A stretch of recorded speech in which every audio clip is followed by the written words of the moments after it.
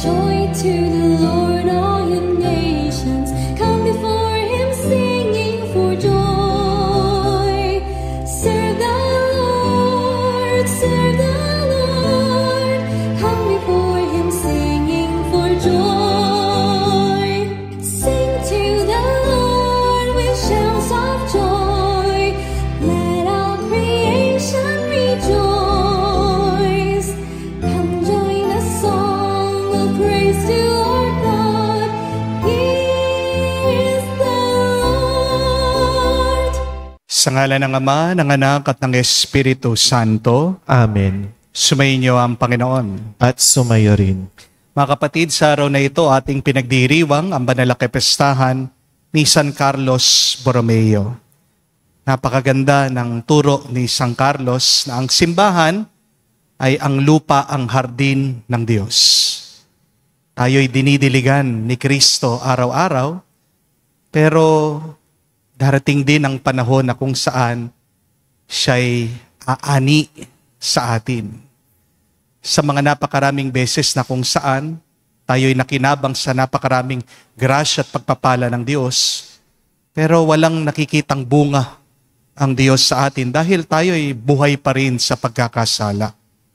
Pagsisihan natin ang ating mga pagkakamali at pagkukulang, tayo'y magpakumbaba para makita tayo muling karapat-dapat makatanggap sa mga banal na misteryo. Inaamin ko Sa makapangyarihang Diyos at sa inyo, mga kapatid, na lubha akong nagkasala sa isip, sa salita, sa gawa at sa aking pagkukulang. Kaya isinasamo ko sa mahal na Birheng Maria, sa lahat ng mga anghel at mga banal, at sa inyo, mga kapatid, na ako'y ipanalangin sa Panginoong ating Diyos. kaawaan tayo na makapangyarihang Diyos, patawarin tayo sa ating mga kasalanan at patnubayan tayo sa buhay na walang hanggan. Amen. Panginoon, kaawaan mo kami. Panginoon, kaawaan mo kami. Kristo, kaawaan mo kami. Kristo, kaawaan mo kami. Panginoon, kaawaan mo kami. Panginoon, kaawaan mo kami. Manalangin tayo. Ama naming makapangyarihan, panatilihin mong lumulukob sa iyong sambahayan. Ang iyong espiritong pumupuspos sa obispong si San Carlos, upang kami laging magkaroon ng pagbabago sa ikapagiging kawangis ng anak mo para maipamalas namin ang kanyang muka sa mundo. Sa pamagitan niya kasama ng Espiritu Santo magpa sa walang hanggan. Amen.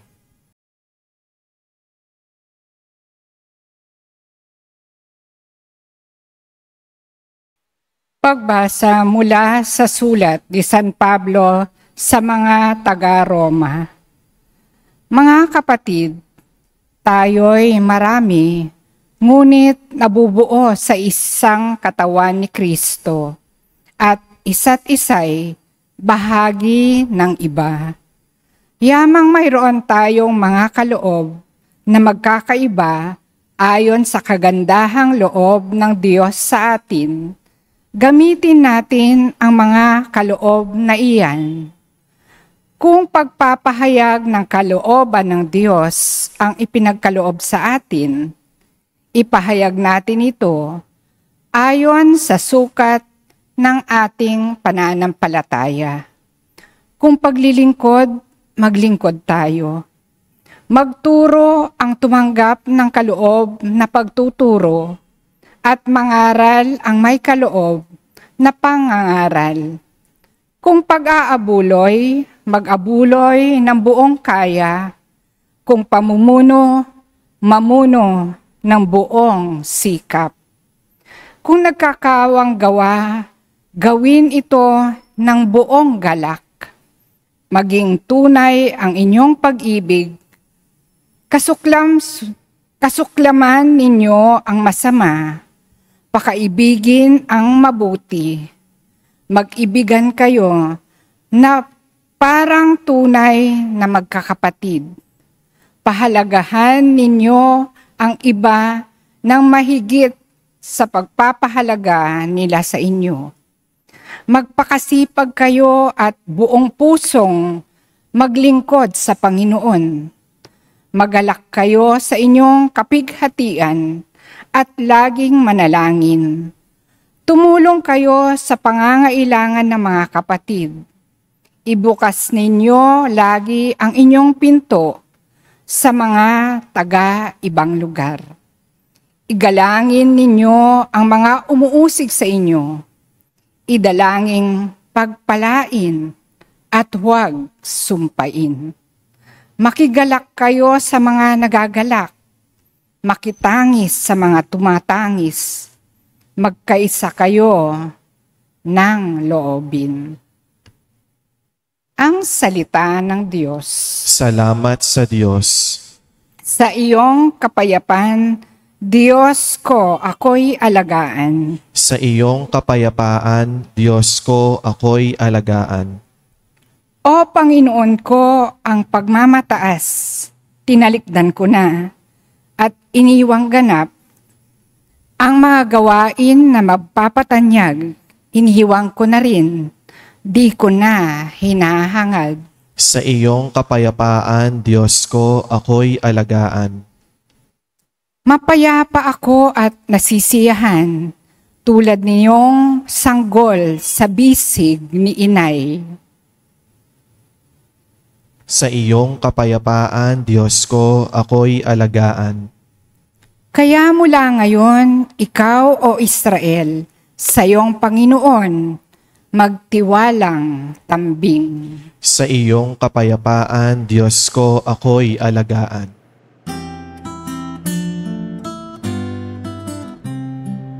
Alleluia, alleluia, alleluia, alleluia, alleluia, alleluia, alleluia, alleluia, alleluia, alleluia, alleluia. Kayong mabigat ang pasan, ay kay Jesus maglapitan upang kayo'y masiyahan. Sumainyo ang Panginoon. At sumayo rin. Ang mabuting balita ng Panginoon ayon kay San Lucas. Papuri sa iyo, Panginoon. Noong mga panong iyon, sinabi kay Jesus ng isa sa mga kasalo niya sa hapag, "Mapalad ang makakasalo sa hapag sa karya ng Diyos." Sumagot si Jesus, "May isang lalaking naghanda ng isang malaking piging at marami siyang inanyayahan. Nang dumating ang oras ng piging, inutusan niya ang kanyang mga alipin at pinasabi sa mga inanyayahan, 'Halina kayo, handa na ang lugar.' Ngunit nagdahilan silang lahat, 'Kayo na sanang bahalang magpaumanhin sa akin.' At sinabi ng isa, 'Nakabili ako ng 5 pares na baka at kailangan kong isang kaw para masubok.' Ang sabi ng isa, 'Nakabili ako ng bukid at kailangan kong puntahan. Kayo na sanang bahalang magpaumanhin sa akin.' Sinabi naman ng isa pa, 'Bagong kasal ako, kaya hindi ako makakadalo.' Bumalik ang alipin at binalita ito sa kanyang Panginoon. Nagalit ito at sinabi sa alipin, 'Lumabas kang madali sa mga lansangan at makikipot na daan ng lungsod. Isama mo rito ang mga pulubi, ang mga pingkaw, ang mga bulag, ang mga pilay.' Pagbabalik ng alipin ay sinabi niya, 'Panginoon, nagawa na po ang inuutos ninyo. Ngunit maluwag pa.' Kaya't sinabi ng Panginoon sa alipin, 'Lumabas ka sa mga lansangan at sa mga landas at pilitin mong pumarito ang mga tao upang mapuno ang aking bahay. Sinasabi ko sa inyo, isa man sa mga unang inanyayahan ay hindi makakatikim ng aking handa.'" Mga kapatid, ang mabuting balita ng ating Panginoon. Pinupuri ka namin, Panginoong Hesukristo. Magandang araw po muli sa inyong lahat. Magandang araw po, Father. Tanong ko lang po, pwede po bang mag-asawa muli ang babae kapag namatay na ang mister niya? Opo, hindi po. Opo, di po ba? Kapag ang lalaki ang pumanaw, pwede po bang mag-asawa muli ang misis niya? Opo, no? Ano pong ibig sabihin nito? Na kahit nasa kasal ay pwedeng palitan ang iyong asawa. Pwedeng palitan. Everybody is dispensable. Marami kasi sa inyo, ayaw nilang mag-asawa, yung mga asawa nila, kapag nawala na sila dito sa mundo, no sinasabi, mumultuhin kita kapag nag-asawa ka muli. Bakit? Alam mo pa ba, pag nawala ka na dito sa mundo? Di ba hindi? May magagawa ka pa ba kapag wala ka na? Pag pumanaw ka na dito sa mundo? Di ba wala? Kung gusto ka talagang palitan ng asawa mo, wala ka na. Kasi ang pangako po ng kasal ay for better, for worse, for richer, for poorer, until death do you part. Ayun, hanggang kamatayan lang. Pero pinapaalala sa atin dito na pwede tayong palitan. Do not think so highly of yourself. Ganyan din po pagdating sa trabaho. Kapag umpisa po ng trabaho, bibigyan ka ng sasakyan, ng cellphone, ng uniform, meron kang opisina, meron kang computer, meron kang lamesa, may sarili kang upuan, may sarili kang staff. Pero pansin niyo po, sa oras na magkasakit ka at kapag namatay ka, hindi naman po sana, napakadali para sa kumpanya na maghanap ng ibang tao at punuin yung posisyon mo. Amen? Muli, ang pinapaalala sa atin dito, you are dispensable. Pwede kang palitan, ganong kabilis. Pero, ito po ang paalaala. Pagdating sa Diyos, you are indispensable. Minsan, kahit na sa pamilya mo, pwede ka nilang itaboy, pero ang Diyos, hindi kanya itataboy, hindi kanya itatakwil. Ikaw lang naman madalas ang lumalayo sa Diyos. Hindi po ba? Kahit na tayo'y nagkakasala, palagi pa rin tayong inaanyayahan ng Diyos. Yan ang pagmamahal at pag-ibig ng Panginoon sa atin. Dahil tayo'y mahalaga para sa Kanya, tayo'y iniingatan niya araw-araw. At yan po ang paalaala sa atin dito sa talimhaga ng ating Panginoon. Ang handaan dito sa kwento ni Jesus ay ang langit. Ang hari ay ang Diyos.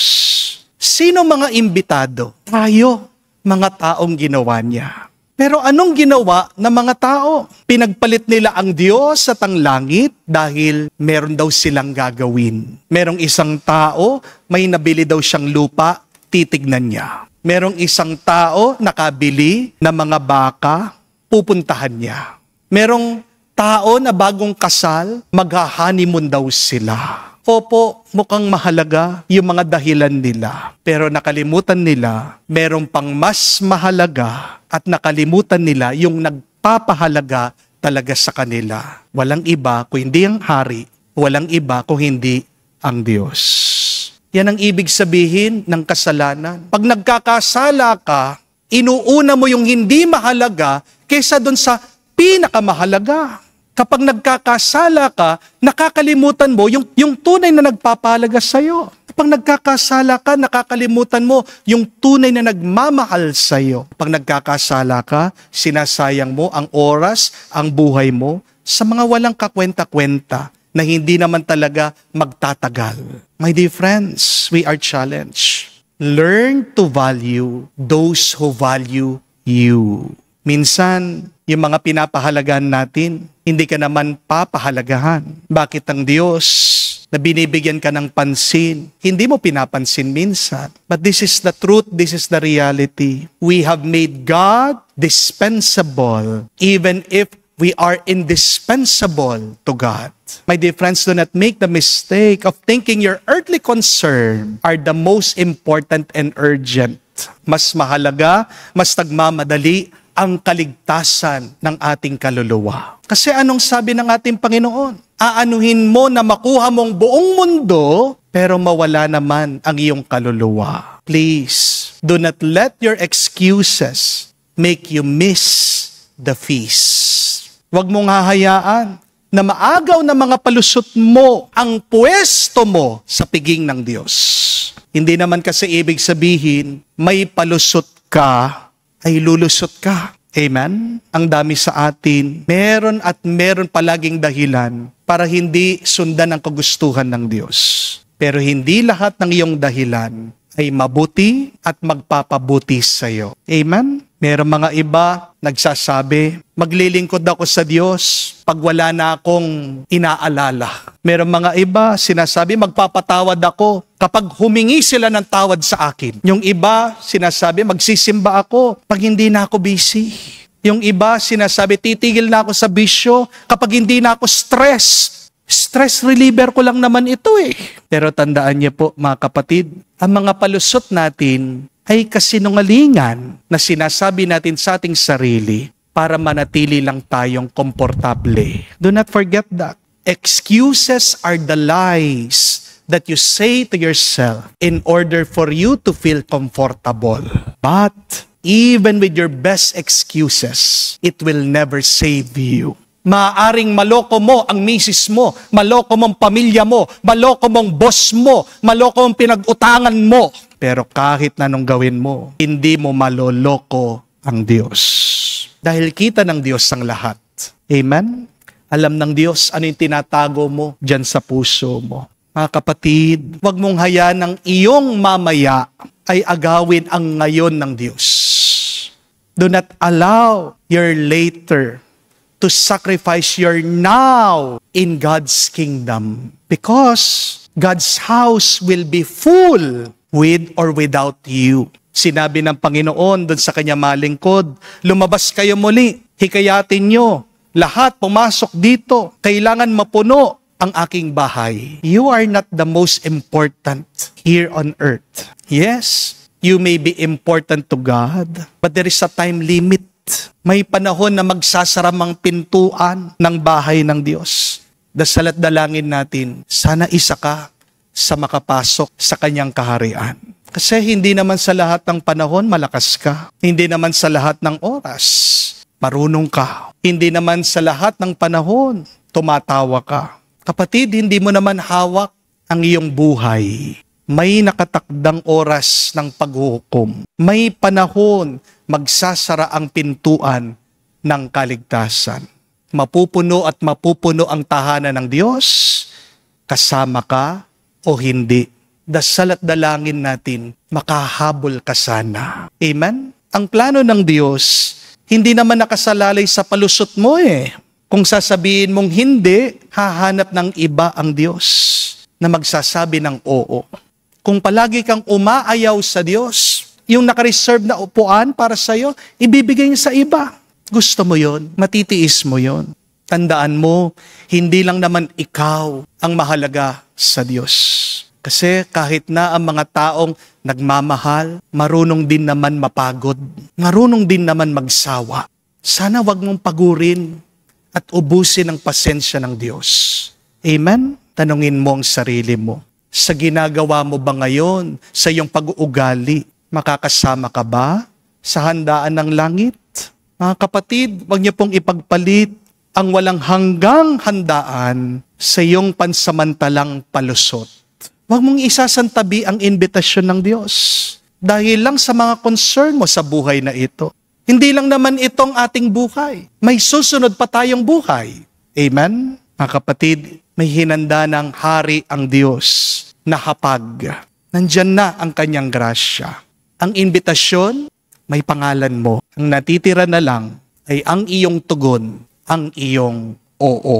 Kaya ito po ang tanong, anong palusot ang handa mong isuko upang masabi mo lang sa Kanya, oo, sa Kanyang imbitasyon ngayon. Magdasal tayo, maging matalino tayo sa pagpili at sana makasunod ka, makasama ka sa Diyos na pinapahalagan ka ngayon at magpakailanman. Amen. Tumayo po tayo, manalangin tayo sa Diyos, Ama na nasa langit upang matutuhan natin ang kahulugan ng paglilingkod mula sa Kanyang anak na si Jesucristo. Ating sabihin, Panginoon, dinggin mo kami. Panginoon, dinggin mo kami. Bilang simbahan, tayo naway lumabas mula sa ating sariling mga mundo para maglingkod sa kapwa ng may pagmamahal na hindi tinitingnan ang sarili. Manalangin tayo sa Panginoon. Panginoon, dinggin mo kami. Ang mga nasa pampublikong tungkulin naway ibigay ang kanilang pinakamagaling na paglilingkod sa mga tao kaysa unahin ang sariling kapakanan. Manalangin tayo sa Panginoon. Panginoon, dinggin mo kami. Atin nawang maipakita ang ating pasasalamat sa mga taong naglilingkod sa atin sa iba't ibang pamamaraan. Manalangin tayo sa Panginoon. Panginoon, dinggin mo kami. Sa katahimikan po ng ating puso, banggitin natin, sabihin natin sa Diyos ang ating mga personal na pangangailangan. Panginoon naming Diyos, hindi madali ang tumulong sa kapwa, lalo na kung mabigat itong gawain. Matutunawa kami kay Jesus na laging handa sa kanino mang mga ngailangan ng tulong at bigyan mo kami ng lakas na magawa ito. Hinihiling namin ito sa pamagitan ni Kristo, aming Panginoon. Amen.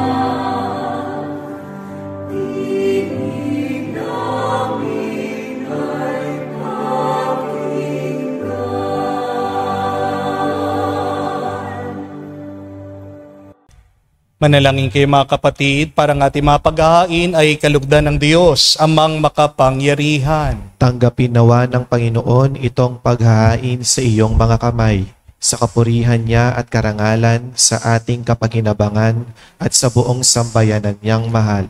Ama naming lumikha, tunghayan mo ang aming mga alay na nasa iyong dambana. Ngayon si San Carlos ay aming ginugunita. Pagkaloob mong dito'y aming pakinabangan ang pagiging masagana ng bunga ng gawang kabutihan. Pakundangan sa bigay mo sa kanyang malasakit sa kapakanan ng tanan, sa pamagitan ni Jesucristo kasama ng Espiritu Santo, magpa sa walang hanggan. Amen. Sumainyo ang Panginoon. At sumayo rin. Itaas sa Diyos sa inyong mga puso at diwa. Itinaas na namin sa Panginoon. Pasalamatan natin ang Panginoong ating Diyos. Marapat na siya ay pasalamatan. Ama naming makapangyarihan, tunay nga marapat ikaw ang aming pasalamatan. Sa pamagitan ni Jesucristo na aming Panginoon.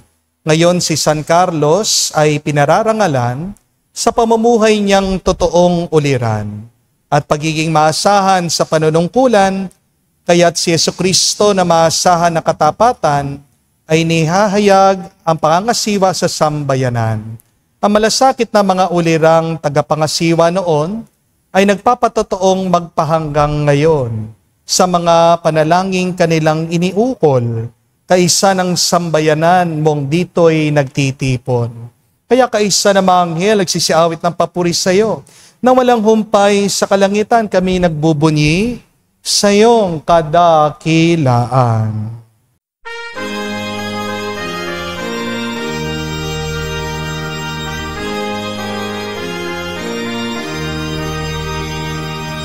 Santo, Santo, Santo, Panginoong Diyos ng mga hukbo.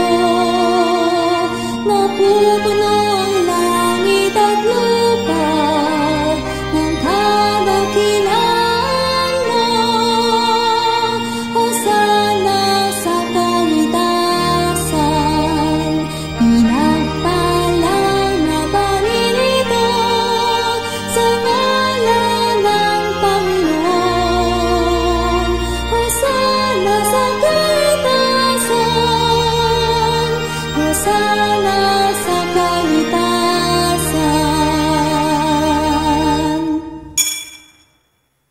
Ama naming banal, ikaw ang bukal ng tanang kabanalan.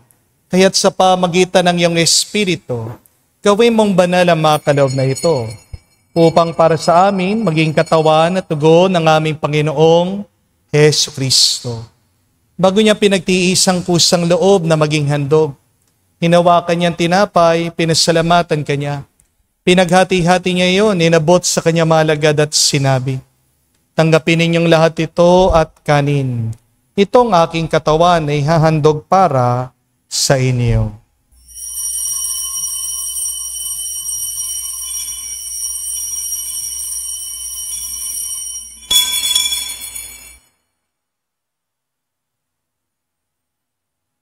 Gayon din naman na matapos ang hapunan, hinawakan niyang kalis.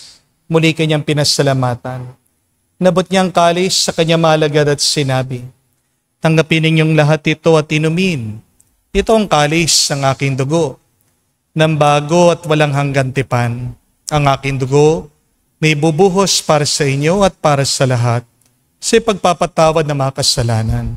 Gawin ninyo ito sa pag-aalaala sa akin."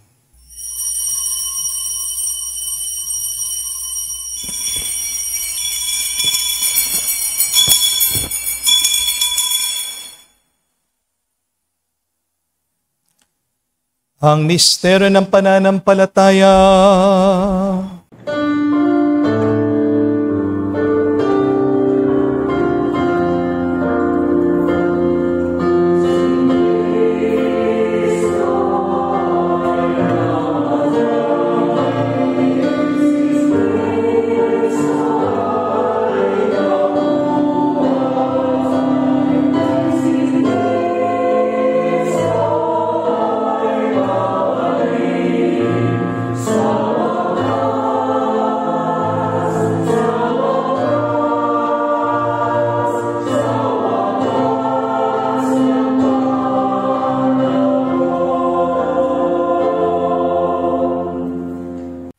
Ama, ginagawa namin ngayon ang pag-aalaala sa pagkamatay muling pagkabuhay ng iyong anak.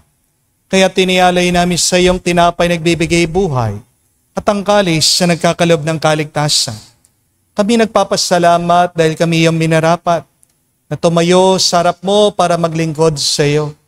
Sinasamo namin kami magsalo-salo sa katawan at dugo ni Kristo ay mabuklod sa pagkakaisa sa pamagitan ng Espiritu Santo. Ama, lingapin mong iyong simbahan, laganap sa buong daigdig, puspusin mo kami sa pag-ibig. Kaisa ni Leon ang aming Santo Papa, si Florentino aming Arsobispo at ng Tanang Kaparian. Alalahanin mo rin ang aming mga kapatid na nahimlay may pag-asang sila'y muling mabubuhay. Gayon din naman lahat ng mga pumanaw. Kawan mo't sila't patuloyin sa iyong kaliwanagan. Kawan mo't pagindapatin kaming lahat na makasalo sa iyong buhay na walang wakas. Kaisa na mahal na Birhen Maria, Ina ng Diyos. Kaisa ni San Jose, ang kanyang malwalhating esposo. Kaisa ng mga apostol, lahat ng mga banal. Si San Carlos Borromeo, na namuhay dito sa daigdig, nakalugod-lugod sa iyo. May pagdiwang nawa namin ang pagpupuri sa ikararangal mo sa pamagitan ng iyong anak, aming Panginoong Hesu Kristo. Sa pamamagitan ni Kristo, kasama niya at sa Kanya, ang lahat ng parangal at papuri ay sa iyo, Diyos Ama, makapangyarihan, kasama na Espiritu Santo, magpasawalang hanggan. Amen, amen, amen. Sa nakagaling na utos sa turo ni Jesus sa Panginoon natin at Diyos, ipahayag natin ang lakas loob.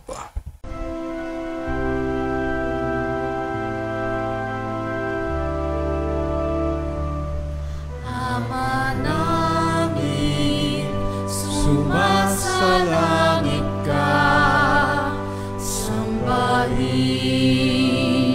ang ngalan mo, mapasa amin ang kaharian mo, sundin ang loob mo dito sa lupa, para nang sa langit. Bigyan mo kami ngayon ng aming kakanin sa araw-araw, at patawarin mo kami sa aming mga sala, para ng pagpapatawad namin sa nagkakasala sa amin.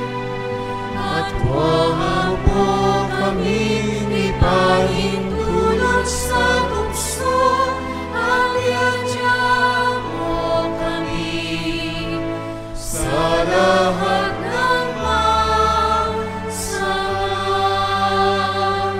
Hiniling namin kami adya sa lahat na masama, pagkalooban ng kapayapaan araw-araw, ligtas sa kasalanan, ilayo sa lahat ng kapahamakan, samantalang aming pinanabikan ang dakilang araw ng pagpapahayag ng tagapagligtas sa aming si Heso Kristo. Sapagkat iyo ang kaharian at ang kapangyarihan at ang kapurihan magpakailanman. Amen.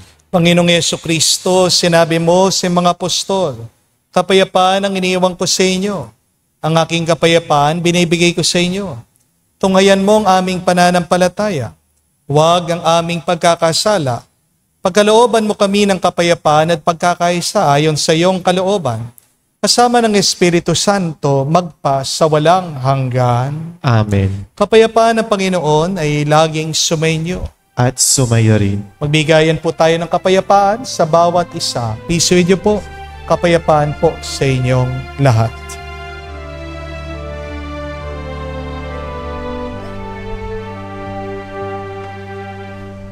Kordero ng Diyos na nag-aalis ng mga kasalanan ng sanlibutan, maawa ka sa amin. Maawa ka sa amin. Kordero ng Diyos na nag-aalis ng mga kasalanan ng sanlibutan, maawa ka sa amin. Maawa ka sa amin. Kordero ng Diyos na nag-aalis ng mga kasalanan ng sanlibutan, ipagkaloob mo sa amin ang kapayapaan.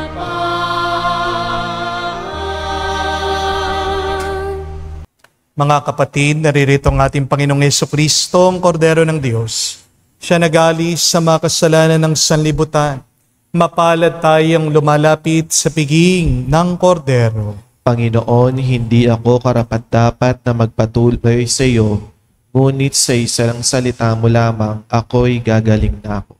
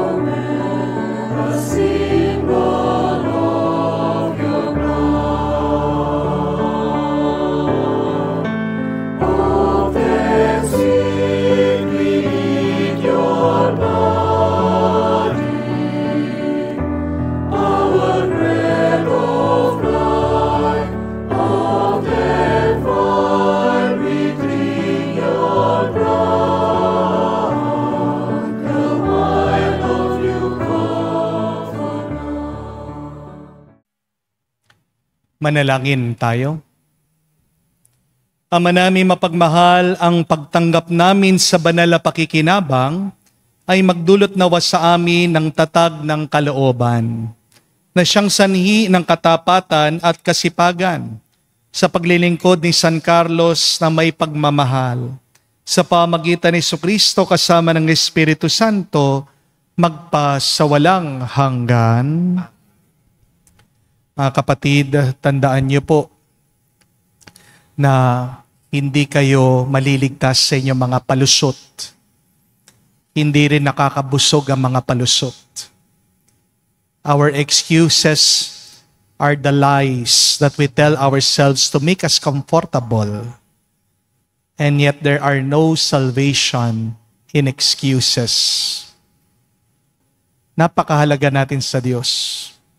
Pero malungkot na kwento, hindi natin pinapahalagan ang Diyos. You are indispensable to God. And yet, ask yourself, why do you make God dispensable? May nakahandang piging, grasya para sa iyo. Sana wag mong sayangin ito bago isara ng Diyos ang pintuan. Magandang pagnilayan ano ang mga palusot na aking sinasabi para hindi ko magawa ang kagustuhan ng Diyos. Ano mga palusot aking sinasabi para pagpatuloy kong ang aking mga kasalanan. Give those excuses up and be more faithful to God. Dahil hindi ang mga palusot mo ang magpupuno sa iyo ng pagpapala, kung hindi ang katapatan mo lang kay Kristo. Sumayin niyo ang Panginoon At sumayo rin. at kayo'y basbasan ng Diyos, makapangyarihan sa lahat, sa ngalan ng Ama, ng Anak, ng Espiritu Santo. Amen. Ang ating misa ay natapos na. Pumayo kayo sa kapayapaan ni Kristo. Salamat sa Diyos.